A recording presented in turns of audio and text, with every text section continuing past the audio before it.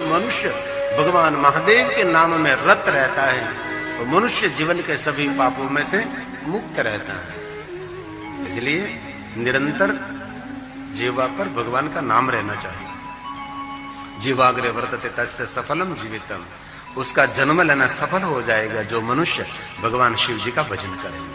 और बहुत सुंदर बात है कि जिनके अपने हृदय में भगवान शिव का नाम स्थित हो गया, चाहे शिव हो, महादेव हो, पंचाक्षर मंत्र ओम नमः शिवाय हो, जिसने अपने हृदय में इस मंत्र को धारण कर लिया उसे बहु मंत्रों और बहु शास्त्रों का विस्तार करने की कोई आवश्यकता ही नहीं रहती। बहु मंत्रों का आश्रय करने का कोई आवश्यकता नहीं रहती। जिनके हृदय में मंत्र स्थित हो गया, जिनके हृदय में भगवान शिव का नाम स्थित हो गया, उसके लिए कोई शास्त्र का विस्तार करना आवश्यक नहीं। हमारे हृदय में नहीं है शिव का नाम, हमारे हृदय में हमारा संसार है, हमारा परिवार है। हमारे हृदय में भगवान शिव का नाम स्थित नहीं होगा, इसलिए तो प्रयास करना पड़ता है ना भगवान को याद करने के लिए। और बहुत सारे ऐसे परमात्मा के भक्त होते हैं बिन प्रयास परमात्मा को याद करते रहते हैं, कोई प्रयास नहीं करना पड़ता। हम सबको प्रयास करके भगवान को याद करना पड़ता है। इसीलिए कहा जिनके हृदय में भगवान शिव का नाम स्थित हो गया है उनके लिए कोई शास्त्र का विस्तार करने की आवश्यकता नहीं रहती, अन्य मंत्रों का आश्रय करने की आवश्यकता नहीं रहती। जिनके हृदय में भगवान शिव का मंत्र, शिव का नाम स्थित हो गया, इसलिए हृदय में इस मंत्र को स्थित करें।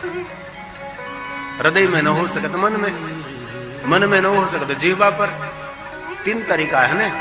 पहला तरीका है जीवा पर भगवान का नाम ले और जीवा से मन में भगवान का धारण करें, मन से लेकर हृदय में भगवान को धारण करें।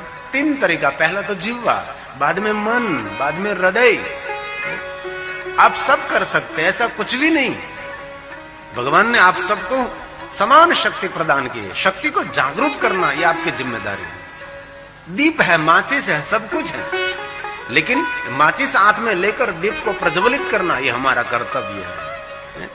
भगवान ने सबको समान शक्ति दी है, किसी को कम शक्ति नहीं दी है, लेकिन इस शक्ति को जागरूक करना बहुत महत्व की बात है। जिनका मन मलिन रहता है उनकी शक्ति कभी जागरूक नहीं होती। माचिस कभी तेल वाला पानी वाला हो जाता तो कभी दीप जला नहीं सकते उनसे आप। ऐसे ही हमारा मन निरंतर मलिन रहता है। मलिन मन जीवन में कुछ भी नहीं कर सकता। साफ सुथरा, निर्विकारी, निर्मल मन जीवन में बहुत कुछ कर सकता है। निर्मल मन जन सो मोहि पावा, मोहि कपट छल छिद्र न भावा।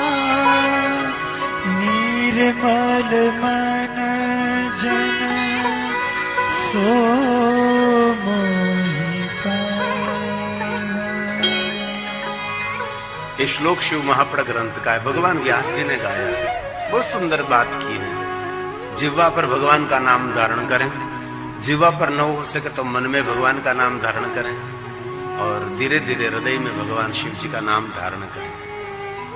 उनको अन्य मंत्रों का आश्रय करने की आवश्यकता नहीं, कोई शास्त्रों का विस्तार करने की जरूरत नहीं। किम तस्य बहुवी मंत्रे शास्त्रे वा बहुवीस्तरे। किम तस्य बहुर्वीर मंत्र शास्त्रों वा बहुर्विस्तरे। शास्त्र का विस्तार करने की कोई जरूरत नहीं। जिनके हृदय में पंचाक्षर मंत्र भगवान शिव जी का नाम स्थित हो गया उनके लिए सब कुछ हो गया। उसने सब कुछ शास्त्र पढ़ लिया, सब कुछ उसने वेद पुराण कंठस्थ कर लिया। जिनके हृदय में भगवान का नाम स्थित हो गया, इसीलिए कहा यस्यो नमः शिवाय मंत्रोऽयं यदि संस्थितः, मंत्रोऽयं यदि कितनी सरल बात भगवान ने कही। जो कोई भगवान शिव का नाम लेते उनकी तो एक अलग महिमा होती है। वेद पारायण भी शिव पद प्रदान कर सकता है। वेद पारायण को हम नहीं कर सकते, नहीं तो पढ़े लिखे जो बड़े बड़े विद्वान होते, जिसने पाठशाला में पढ़ाई की है, सदगुरु के चरण में बैठकर जिसने वेद पढ़ा है, वेद कोई छोटी बात नहीं, वेद बहुत बड़ी बात है, अति कठिन है। लेकिन जो मनुष्य वेद पारायण करेगा, शिव पद प्रदान करने वाला, इसी प्रकार बहुत से मंत्र से, अपना भी जप मंत्र से जितने अक्षर है, इतने मंत्र के लक्ष्य जप करने से मनुष्य वेद पारायण का पुण्य प्राप्त कर सकता है। कोई भी आपका इष्ट मंत्र हो, मंत्र के जितने अक्षर हैं, इतने लाख जप करना चाहिए। नमः शिवाय पंचाक्षर मंत्र है, तो कितना जप करना चाहिए? 5 लाख पंचाक्षर 5 लक्ष जप। और 5 लाख पंचाक्षर मंत्र के जाप करने के लिए माक्षर मास श्रेष्ठ माना जाता है। एक कार्तिक मास पूर्ण होने के बाद माक्षर मास का प्रारंभ होता है। इस एक महीने में 5 लाख पंचाक्षर मंत्र का अनुष्ठान करना चाहिए। हो सके तो, मैं तो आपको कहने के लिए प्रयास करता हूं, लेकिन बहुत कम लोग होते हैं। मंत्र के जितने अक्षर, इतने लक्ष्य जप करने से क्या होगा?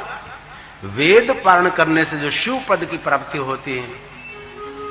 और कोई भी मंत्र के जितने अक्षर है, इतने लाख जप करने से, इतने लक्ष्य जप करने से मनुष्य भगवान शिव के पद को प्राप्त कर सकता है।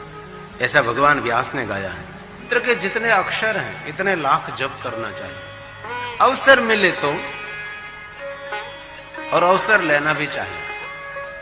जीवन तो क्षण भंगुर है। आपकी धन संपत्ति वैभव जीवन में आवश्यक है, सुख सुविधा सब कुछ आवश्यक है, लेकिन उनसे सबसे आवश्यक परमात्मा का भजन है। आंख बंद होने के बाद धन संपत्ति वैभव माल मिलकत पद पदवी सब कुछ यहां ही रहने वाले, ये तो हम सब जानते हैं, ये कोई नई बात नहीं है।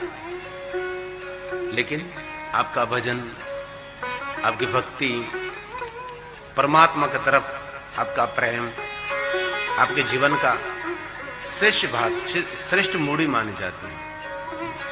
ये हमारा बैंक बैलेंस माना जाता है। बैंक में पड़ा हुआ अढळक धन यहाँ धरती पर ही रहने वाला है। हम सब सत्य मानते हैं, ये सभी हम जानते। मैं को आपको नई बात नहीं बता रहा हूं। इसीलिए जीवन में से थोड़ा सा समय निकालकर परमात्मा को याद करना चाहिए। आत्मघाती किसको कहा जाता है? डूब कर मर जाते हो, जहर पी कर मर जाते हो, जल कर मर जाते हो, ट्रेन के नीचे मर जाते हो, उसको आत्मघाती नहीं कहा। आत्मघाती उसको कहा जाता है जो अपने आत्म कल्याण के लिए कुछ भी नहीं करता है, वो सबसे बड़ा आत्मघाती है।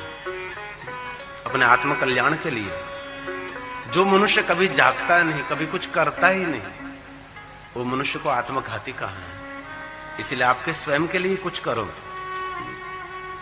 हमारा पूरा जीवन समाज के लिए, कुटुंब के लिए, परिवार के लिए पूरा बोझ उठाते उठाते हमारे जीवन में कुछ भी खोज नहीं रहती। जीवन समाप्त हो जाता है। निराशा लेकर, हताश होकर मनुष्य मर जाता है, कुछ भी नहीं रहता। और एक बात कहूं, सबका जीवन सबके लिए स्वतंत्र है और किसी के जीवन में अड़चन रूप नहीं होना चाहिए। हमारे से किसी का जीवन डिस्टर्ब नहीं होना चाहिए, कभी दूसरों को डिस्टर्ब नहीं करना चाहिए। सबका जीवन स्वतंत्र है, उनको जो सही लगे वो करें।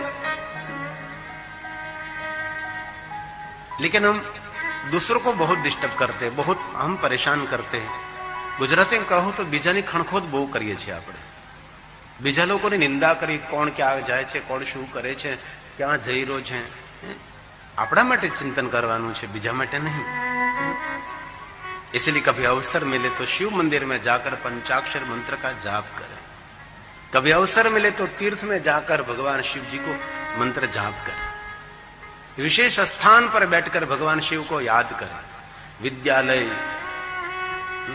गौशाला, सरिता का तट, सागर का तट, पहाड़ों के कंदरा, पहाड़ों के अग्रभाग, कोई वृक्ष के नीचे, पीपल वृक्ष, वट वृक्ष, बिल वृक्ष के नीचे, तुलसी के पास बैठकर कभी कभी मंत्र जाप करना चाहिए। उसकी बहुत महिमा है। शिव महाप्र ग्रंथ में भगवान व्यास ने कहा है, कोई भी मंत्र का जाप शिव मंदिर में जाकर करें, बिलवृक्ष के नीचे बैठकर करें, कोई ग्रंथ का पाठ बिलवृक्ष के नीचे बैठकर करें, शिवालय में जाकर करें, अनंत गुना फल मिलता है।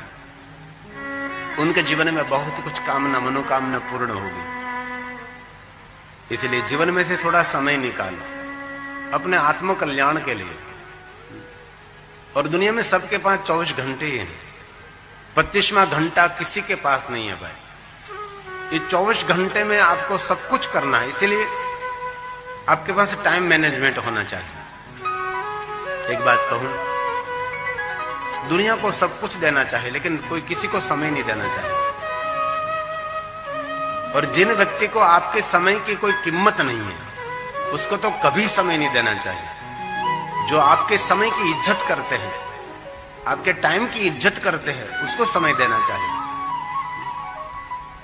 जिनको आपके समय का कोई मूल्य ही नहीं, इसलिए मैं पहले दिन से कहता हूं, आप मुझे कथा में 3 घंटे 4 घंटे देते हैं, आप मुझे कथा में 4 घंटे 3 घंटे नहीं दे रहे, आप मुझे आपका जीवन दे रहे हैं। इतना जीवन फिर से नहीं मिलने वाला है। आपका जीवन हमको दे रहे हैं। और जिनको बहुत बड़ी क्रांति करनी है, उसको जिन क्षेत्र में आप इस क्षेत्र में समय देना चाहिए। घर में बहुत समय देने से आपके कभी तरक्की नहीं होगी। जिन क्षेत्र में आप इस क्षेत्र को प्रेम करो, इन क्षेत्रों को समय दीजिए आप। गुजराती में कहेवत है, जूनी कहेवत है, बहनों बुरा न माने,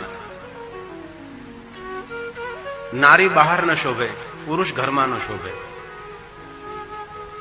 જે નારી વધારે પડતી બહાર રહે છે એ નારીનો પતન થવાનો ભય રહે છે। જે પુરુષ વધારે વધારે ઘરમાં પડ્યો રહે છે એ પુરુષની પ્રગતિ નથી થતી। घर बार परिवार छोड़कर बहुत सारा पुरुषार्थ, बहुत सारी मेहनत करनी पड़ती है। नारी बाहर न शोभे, पुरुष घर में न शोभे। इसलिए तरक्की करे तो जीवन में और कुछ करे। बाकी रहा शेष जीवन, हमारे जीवन में विशेष होना चाहिए, उसको कहते हैं जीवन। समय को जीवन कहा जाता है और किसी को जीवन थोड़ा कहा जाता है। इसलिए कभी अवसर मिले तो शिवालय में जाकर, बिलवृक्ष के नीचे बैठकर, और कोई तीर्थ में जाकर, वट वृक्ष के नीचे बैठकर, पीपल वृक्ष के नीचे बैठकर, तुलसी के पास बैठकर, सागर के तट पर, सरिता के तट पर, सरोवर के तट पर बैठकर कभी मंत्र जाप कर। ऐसा भगवान व्यास जी ने कहा है। सुनिए, श्लोक भगवान व्यास का है, प्रथम संहिता का है, शिवालय। शिवालये बिल्ववने, शिवालय बिल्ववन, शिवालय अथवा बिल्ववन, बिल्वृक्ष का कोई जंगल हो। कभी कभी घनघोर जंगल में भी रहना चाहिए, पहाड़ों के कंदरा में कभी अकेले रहना चाहिए। ज्ञानी और विद्वान के लिए अकेला रहना उपवन है, अज्ञानियों के लिए अकेला रहना वो मृत्यु समान है। अज्ञानी मनुष्य कभी अकेला नहीं रह सकता और ज्ञानी मनुष्य को एकांत बहुत प्रिय रहता है। अकेलापन उनको बहुत कुछ लगता है, क्योंकि अकेलेपन में बहुत कुछ आप शोध कर सकते, बहुत कुछ चिंतन कर सकते, आप मनन कर सकते। इसलिए कभी कभी एकांतवास भी करना चाहिए। और देख, दूसरी बात, आपके स्वयं का काम आप करो।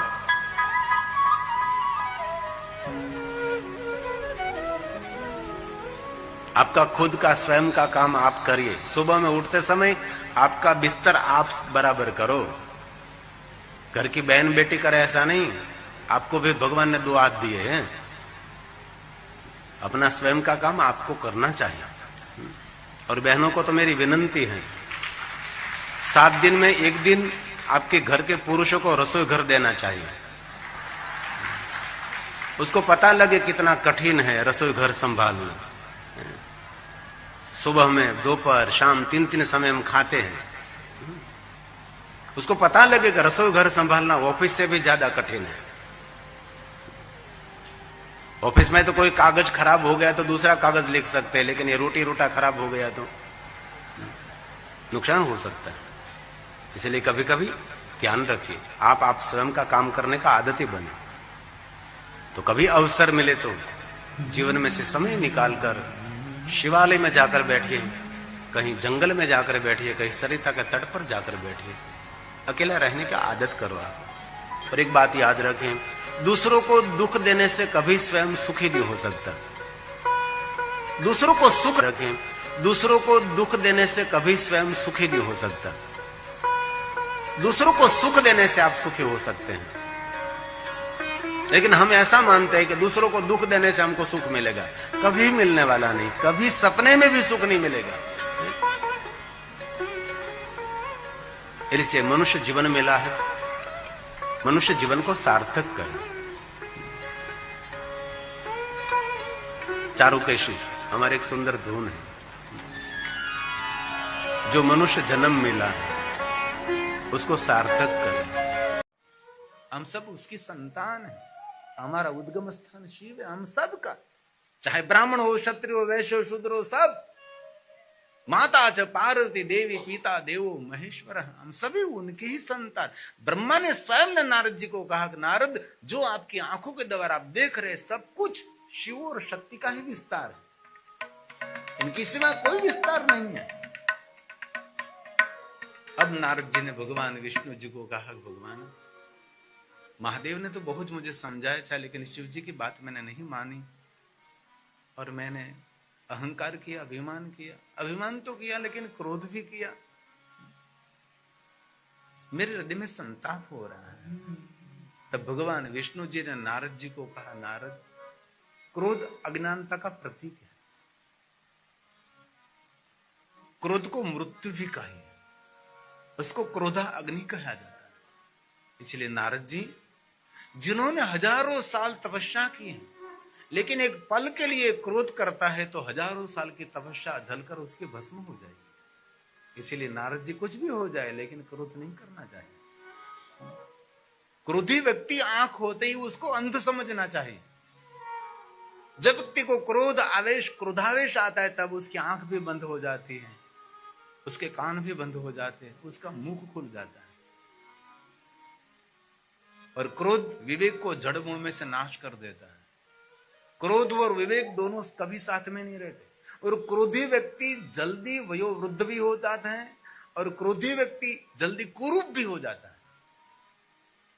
इसलिए कथा सुनकर हम माला करे न करे, लेकिन कथा सुनकर एक बात याद रखे, कुछ भी हो जाए कभी क्रोध नहीं करना, आपको शांत रहना है। क्रोध का तूफान विवेक को जड़ मूल में से नाश कर देता है। क्रोध व्यक्ति को रोगिष्ट बना सकता है। रोग प्रतिकारक शक्ति क्रोध करने से जड़ मूल में से खत्म हो जाती है। इसलिए शिव जी को क्या प्रिय है? जो शांत रहता है वही शिव जी को प्रिय है।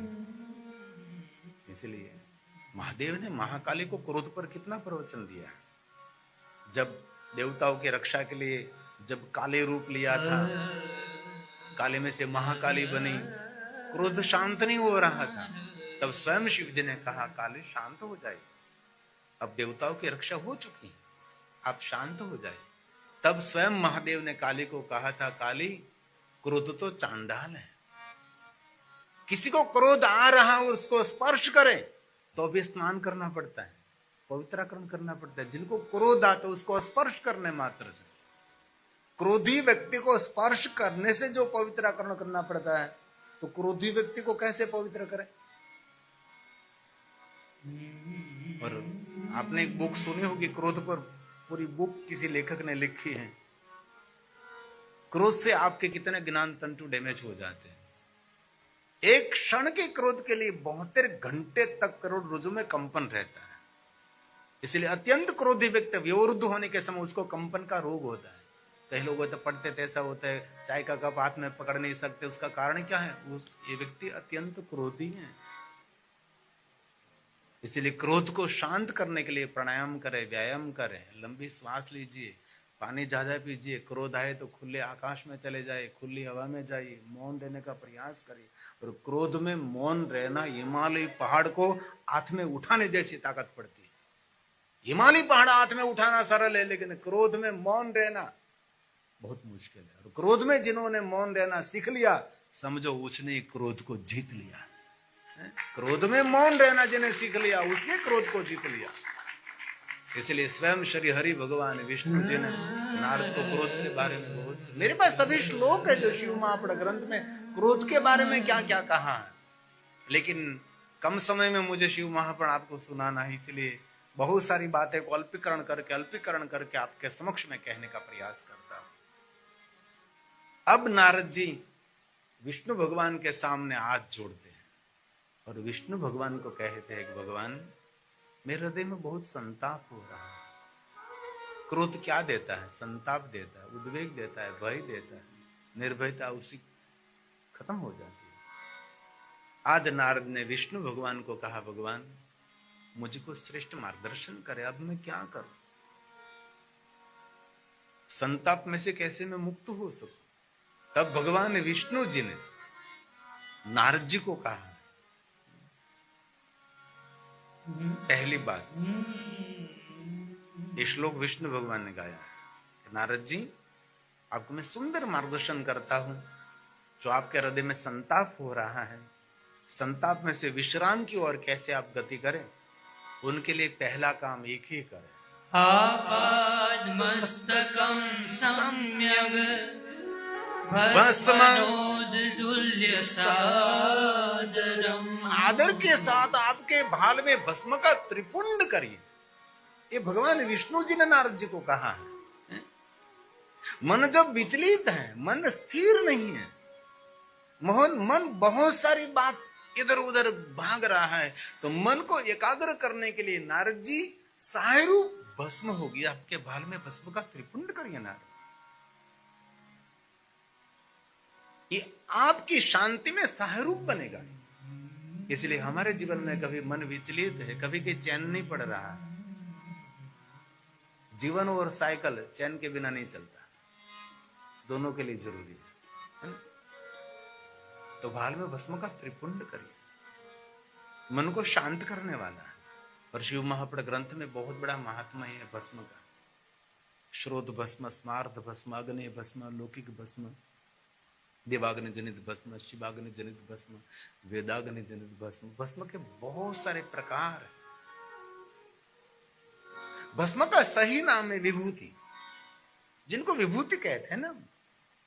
देवताओं ने भी महादेव को पूछा था कि महादेव जी आपके अंग पर जो आप लगाते हैं उनका सही नाम तो विभूति है, लेकिन उसको भस्म क्यों कही जाती है? तो स्वयं महादेव ने कहा था, देवताओं मैं मेरे अंग पर धारण करता हूं विभूति है, लेकिन उसको भस्म इसीलिए हम सब कहते हैं कि जो विभूति अपने भाल में धारण करते हैं उनके जन्म जन्मांतर के पाप जलकर भस्म हो जाते हैं, इसीलिए उसको भस्म कही जाती है। उनका सही नाम तो विभूति है। इसलिए महादेव के भक्त तो भस्म का त्रिपुंड करते हैं, लेकिन सबके लिए कहा है। ब्राह्मण, क्षत्रिय, वैश्य, शूद्र, प्रतिलोमज सब भस्म का त्रिपुंड कर सकते हैं। ये आदि त्रिपुंड है, मूल त्रिपुंड है, मूल तिलक है। बाद में सभी अलग अलग अलग अलग अलग। छोटा उदयपुर में मैंने ये कथा कही थी, मैंने कहा कि ये भस्म का त्रिपुंड ये मूल त्रिपुंड आदि त्रिपुंड है। बाद में सभी त्रिपुंडों की रचना हुई, लेकिन पहले ये भस्म था। तो वैष्णव महात्मा थे, उसको बहुत बुरा लग गया, तो मेरे साथ झगड़ा करने के लिए आया थे। तो मैंने ऐसा कर लिया, महात्मा जी क्षमा चाहते हैं, कभी कभी ऐसा करना सीखो, निकल जाओ, हमारा स्वभाव क्यों खराब कर। लेकिन विष्णु भी भस्म का त्रिपुंड करते, ब्रह्मा भी भस्म का त्रिपुंड करते, इंद्र भी भस्म का त्रिपुंड करते हैं, विश्व के देवता भी भस्म का त्रिपुंड करते हैं, वरुण कुबेर भी भस्म का त्रिपुंड करते हैं, सप्त ऋषि भी भस्म का त्रिपुंड करते हैं, यम राजा भी भस्म का त्रिपुंड करते हैं। जितने महादेव के भक्त है उसका परिचय भस्म का त्रिपुंड है। इसलिए शिव महापुराण ग्रंथ में भस्म की बहुत विस्तृत महात्मा है। वैसे तो कहा है कि अपने अंग पर 32 स्थानों पर भस्म का त्रिपुंड करना चाहिए, अलग अलग सभी मंत्र हैं। ये तो नहीं कर सकते तो भाल में भस्म का त्रिपुंड कर, ये भी नहीं हो सके तो भस्म की विनती करें। विचारों को शांत करने में भस्म बड़ी सहाय रूप है। एक भस्म विज्ञान भी है। और महाकालेश्वर महादेव को वेदाग्नि जनित भस्म, शिवाग्नि जनित भस्म से भस्म स्नान होता है, वो शमशान की भस्म नहीं है। ऐसे कोई लोगों ने लोक वायका बना दी कि महाकालेश्वर महादेव को शमशान की भस्म चढ़ा रहे हैं, ये झूठी बात है। महाकालेश्वर महादेव को पहले भी कभी शमशान की भस्म नहीं चढ़ रही थी, अभी भी शमशान की भस्म नहीं है और नहीं चढ़ेगी। और शिव जी शमशान के देवता नहीं है, शिव जी कैलाश के देवता है, और कैलाश कोई शमशान नहीं है। कैलाश एक स्वर्ग नहीं, करोड़ों स्वर्गों का उद्गम स्थान ही कैलाश है। कई लोग कहते कैलाश शमशान, नहीं नहीं, वहां शिव और पार्वती निवास करते हैं, वहां से अलग अलग स्वर्ग वहां से निर्माण किया जाता है। और कभी शिव जी को शमशान का देवता नहीं कहना चाहिए, और शमशान पर कैलाश शब्द लिखना भी नहीं चाहिए, इस शब्द का अपमान है। हमने बहुत सारे शमशानों पर से हटाने के लिए प्रयास किया कि नहीं नहीं, शमशान पर और कुछ लिखो, कैलाश नहीं। कैलाश शब्द शमशान के द्वार पर लिखना शुरू कर दोगे तो कोई अपने घर का नाम कैलाश नहीं रखेंगे, कोई अपने स्वयं का नाम कैलाश बहन, कैलाश भाई नहीं रखेंगे, इसलिए ये नहीं करना चाहिए। लेकिन बहुत लोगों ने ऐसी ही बात दुनिया में फैला दी, शिव जी के बारे में भली बुरी बात कही। तो हो सके तो भस्म की बिंदी करो, पूजा करते समय तो भस्म का त्रिपुंड करके ही शिव की पूजा करनी चाहिए। भस्म का त्रिपुंड भगवान शिव जी की याद दिलाता है। हमारा दक्षिण भारत, कोई भी ऑफिसर प्रोफेसर हो, कितना ही पढ़ा लिखा, कितना धनपति हो, लेकिन उसके बाल में भस्म रहती है, ये दक्षिण भारत का परिचय रहता है। तो शिव महापुराण ग्रंथ में भस्म महात्मा के लिए बहुत कुछ गाया है, बहुत कुछ कहा भी है, पूरा भस्म महात्मा ही है। और भगवान विष्णु जी ने कहा, नारद दूसरी बात, मन को शांत करने के लिए मैं आपको दूसरी बात कहता हूं कि विष्णु जी ने नारद जी को कहा, सर्व श्रुति श्रुतम मंत्र जप षडक्षरम, सर्व श्रुति श्रुतम शैवम, मंत्र जप षडक्षरम। नारद जी जिन मंत्र की महिमा वेद पुराण देव ऋषि गाते हैं, जो शिव जी का मंत्र है, जिन मंत्र 6 अक्षर हैं, इस मंत्र का जाप करो, जो सभी मंत्रों का पिता है, सभी मंत्रों का उद्गम स्थान है, जो महामंत्र का भी महामंत्र है, सभी मंत्रों का जहां से प्राकट्य हुआ है, जो मूल मंत्र, जो आदि मंत्र, जो स्वयं शिव जी का स्वरूप है, इस मंत्र का जाप करो नारद जी। नारद जी ने कहा, भगवान श्री हरि विष्णु, आपके मुख में से मंत्र प्रकट होना चाहिए, जिन मंत्र की महिमा देव ऋषि सब श्रुति गाते हैं, जिन मंत्र का 6 अक्षर है, जो स्वयं शिव जी का मंत्र है। भगवान श्री हरि, मैं आपके पास से इच्छा रखता हूं, अपेक्षा रखता हूं, आपको मुख में से मंत्र प्रकट होना चाहिए और मैं सुनूं। इतना महान मंत्र क्या है जो महादेव का मंत्र है। तब भगवान स्वयं विष्णु जी ने गाया, नारद सुनो जरा, नमः शिवाय, नमः शिवाय, नमः शिवाय, नमः शिवाय, नमः शिवाय, नमः शिवाय, नमः शिवाय, नमः शिवाय, नमः शिवाय, नमः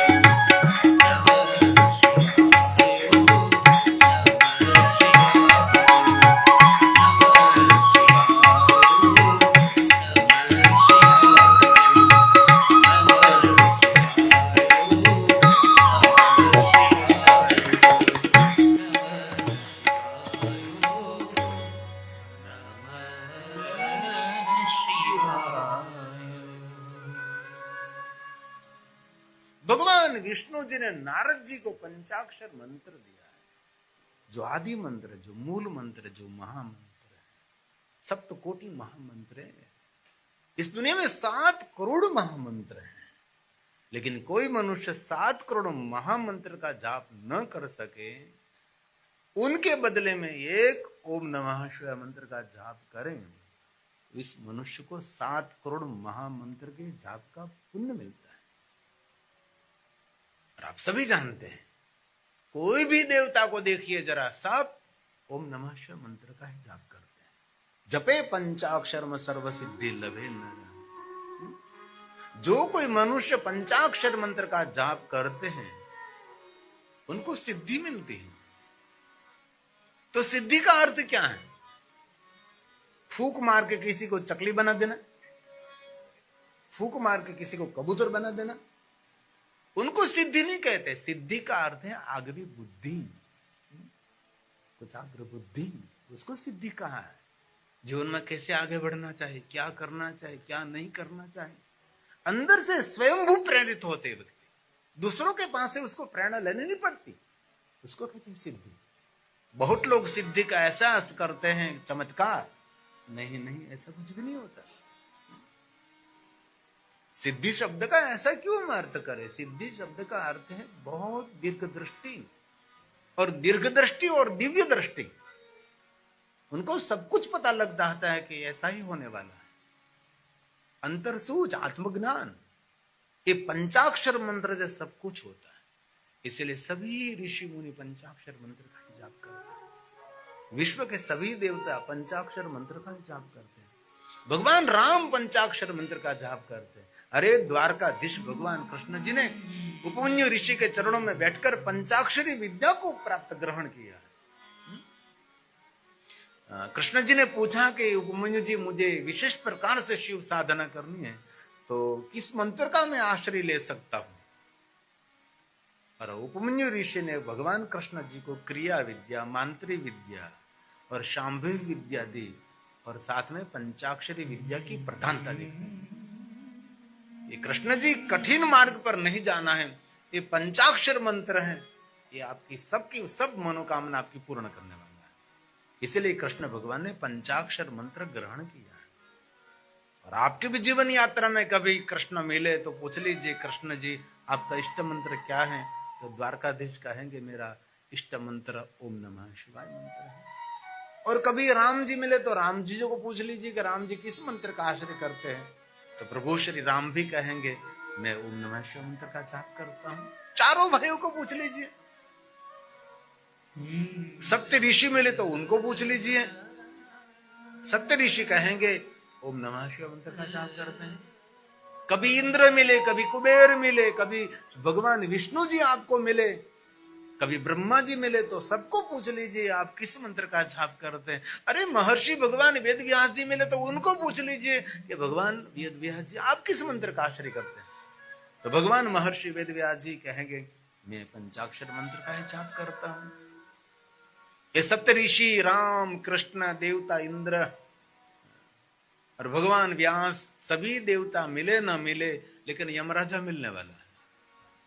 उनको पूछ लीजिए कि यमराजा आपका इष्ट मंत्र क्या है? तो यमराजा भी कहेंगे जपे पंचाक्षरम, मैं ओम नमः शिवाय मंत्र का ही जाप करता हूं। इससे बड़ा कोई महान मंत्र भी नहीं है। इस मंत्र की प्रधानता है। इसलिए विश्व के सभी देवी देवता, ऋषि, राम, कृष्ण सब इस मंत्र का ही आश्रय करते हैं। उसको ही महामंत्र कहा जाता है। लेकिन प्रश्न उठता है कि ओम नमः शिवाय मंत्र का जाप सिर्फ गुरुमुख से किया जाता है, लेकिन शिव महापुराण ग्रंथ में बहुत बड़ा विस्तृत है गुरुमुख से। इसीलिए इसमें मार्गदर्शन होता है, कैसा करो, ऐसा करो, ऐसा करो। लेकिन आपने गुरु मुख से ओम नमः शिवाय मंत्र नहीं लिया है तो भी ये मंत्र सुखद फल देता है। ये मंत्र सबका मित्र है, मंत्र किसी का शत्रु नहीं। और कोई भी अवस्था में इस मंत्र का जाप कर सकते। मेरे पास सभी श्लोक है, अभी समय नहीं, इसलिए सभी श्लोक में आपके सामने गाकर मैं नहीं समझा सकता। ये बड़ी विडंबना है, क्योंकि कम समय में मुझे बहुत कुछ कहना है। तो मैं श्लोक गाता रहूंगा तो बहुत समय निकल जाएगा। इसीलिए हलता चलता बेचता उठता खाता पीता उड़ता जागता घर में वन में शमशान में अपवित्र अवस्था में पवित्र अवस्था में कोई भी अवस्था में इस ओम नमः शिवाय मंत्र का जाप कर सकते हैं आप। और स्वयं शिव के मुख से निकला है। महादेव ने ब्रह्मा और विष्णु को मंत्र दिया कि हे ब्रह्मा विष्णु यही मंत्र का जाप करे, तो शिव जी के मुख में से निकला। तो शिव कौन है? ये त्रिभुवन गुरु हैं। तो हमारे सबके गुरु कौन? भगवान शिव ही रहे। तो शिव के मुख से निकला, इसलिए कोई भी स्थिति में इस मंत्र जाप आप कर सकते हैं। और भगवान शिव की पूजा के लिए अलग अलग मंत्र स्तोत्र स्तवन आपको कंठस्थ नहीं है। तो ओम नमः शिवाय बोलकर आप संपूर्ण पूर्ण शिव पूजा कर सकते हैं। और कभी बिलोपत्र महादेव को अर्पण कर रहे तो त्रिदलम त्रिगुणाकारम आपको कंठस्थ नहीं है तो ओम नमः शिवाय बोलकर बिलोपत्र महादेव को अर्पण कर सकते हैं। और शिव महापड़ ग्रंथ में कहा वेदोक्त कठिन कठिन मंत्र तो कौन पढ़ सकता है? जिन्होंने पाठशाला में रहकर विद्या ग्रहण की है। सामान्य मनुष्य ऐसे कठिन कठिन मंत्र स्तोत्र वैदिक मंत्र का उच्चारण नहीं कर सकता। उनके लिए श्रेष्ठ मार्ग है ओम नमः शिवाय मंत्र बोलकर ही शिव की पूजा करें। और भगवान व्यास ने यह भी कहा है कि वेदोक्त मंत्र बोलकर वैदिक मंत्र बोलकर शिव की पूजा जो पुण्य मिलता है उससे कोटि गुना पुण्य ओम नमः शिवाय मंत्र से भगवान शिव की पूजा से मिलता है। इसलिए मंत्र की महिमा, इसी मंत्र की श्रेष्ठता है। और मैं जो बोल रहा हूं हालता चलता बेचता उठता खाता पीता ऊँगता जागता, ये श्लोक है शिव महापड़ ग्रंथ में। ये प्रमाण है उसके अंदर जो भगवान व्यास ने संपूर्ण गाया है। इसलिए कोई भी स्थिति में आप इस मंत्र का आश्रय ले सकते हैं। ये मंत्र कोई विद्यार्थी जपता है तो विद्यार्थी लभते विद्या धनार्थ लभते धनम पुत्रांत लभते पुत्रान मोक्षांत लभते गतिम। सब कुछ देने वाला ये मंत्र है। धन निर्धन को देते सदा ही जो कोई जहां से हो पल पाही। जिनके मन में जो कामना है सभी कामना की पूर्ति करने वाला ओम नमः शिवाय मंत्र है। और भगवान महर्षि वेदव्यास जी ने कहा जीवाग्रे वर्तते हैं, जिनकी जीवा पर ओम नमः शिवाय मंत्र है उसका मुख दर्शनीय है। कभी कोई मनुष्य ओम नमः शिवाय बोल रहा है उनके मुख का दर्शन करने से गौमुख की यात्रा का फल मिलता है। इस मंत्र से कोई महान मंत्र नहीं, वहां तक कह दिया। और कोई पुत्रहीन व्यक्ति है तो पुत्रहीन कर इच्छा कोई निश्चय शिव प्रसादते हो। इस पंचाक्षर मंत्र सभी कामना सभी मनोकामना पूर्ण करने वाला मंत्र है। लेकिन विचारों की इतनी हाड़ मारा हो, इतनी इतनी संप्रदायों की विचारधारा, बहुत कुछ हम लोगों को भूला भी दिया है।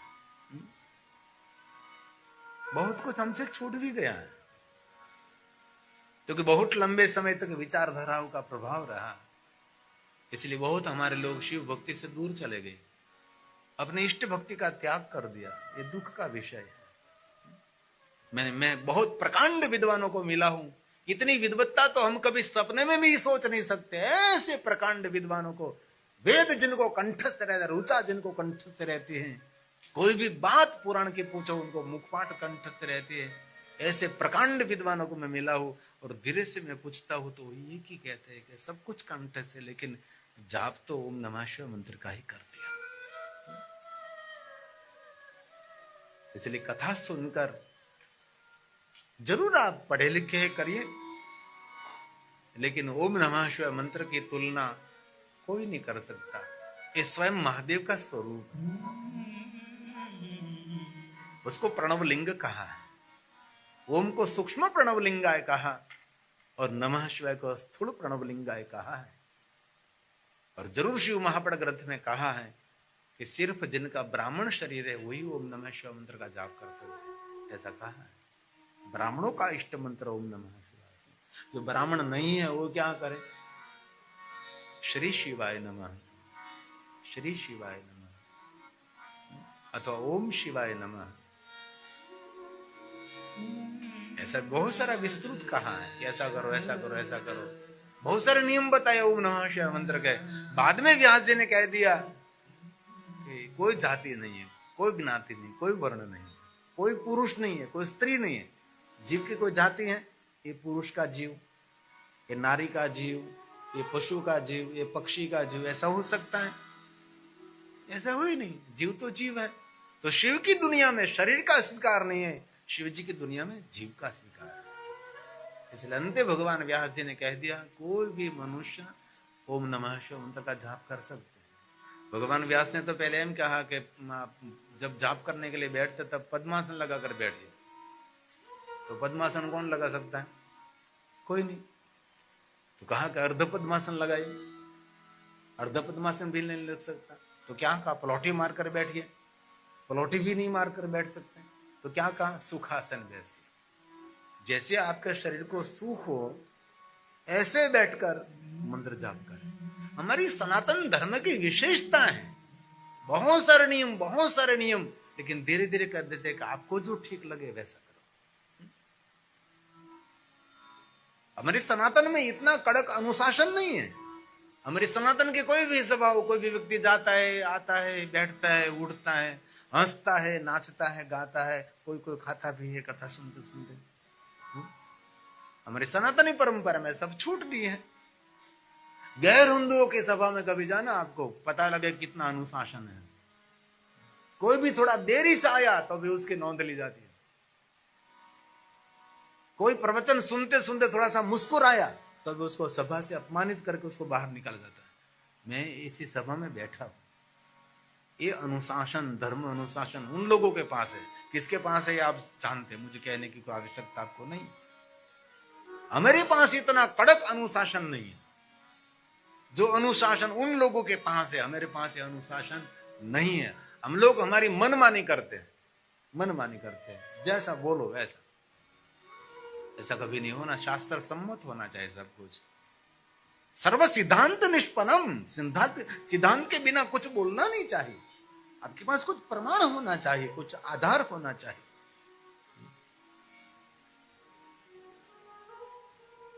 भगवान महर्षि वेदव्यास जी इस मंत्र का आश्रय करते हैं।